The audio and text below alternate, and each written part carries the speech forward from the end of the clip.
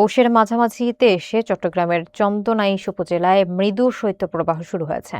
ভোর থেকে কুয়াশার চাদরে ঢেকে যাচ্ছে সড়ক, মহাসড়ক ও ফসলের মাঠ। সঙ্গে তাপমাত্রা কমে যাওয়ায় বেড়েছে শীতের তীব্রতাও।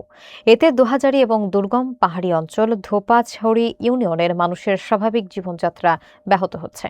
কাজ হারিয়ে বিপাকে পড়েছেন দিনমজুর এবং নিম্ন আয়ের মানুষ। ইয়াসিন ইসলাম হৃদয়ের প্রতিবেদনে দেখুন বিস্তারিত। চট্টগ্রামের চন্দনাইশ উপজেলার পৌষের মাঝামাঝি সময় শুরু হওয়া মৃদু শৈত্যপ্রবাহে জনজীবন ক্রমেই স্থবির হয়ে পড়ছে। ভোর থেকে ঘন কুয়াশায় ঢেকে যাচ্ছে গ্রামের সড়ক, মহাসড়ক এবং কৃষি জমি। শনিবার সকাল 7টায় উপজেলায় সর্বনিম্ন তাপমাত্রা রেকর্ড করা হয়েছে 15.3 ডিগ্রি সেলসিয়াস। গত কয়েকদিন ধরে সূর্যের দেখা না মেলায় দোহাজারী ও পাহাড়ি ধোপাছড়ি ইউনিয়নের ওপর দিয়ে বয়ে যাচ্ছে হিমশীতল বাতাস, যা শীতের তীব্রতা আরও বাড়িয়ে দিয়েছে।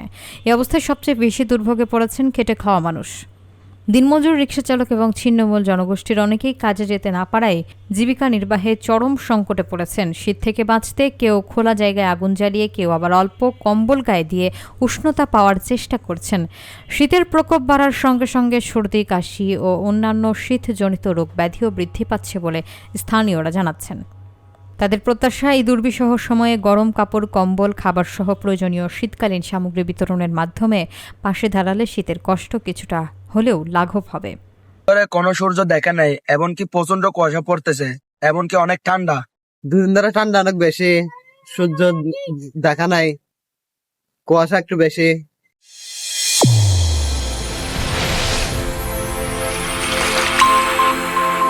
চ্যানেল A1 হৃদয়ের স্পন্দন।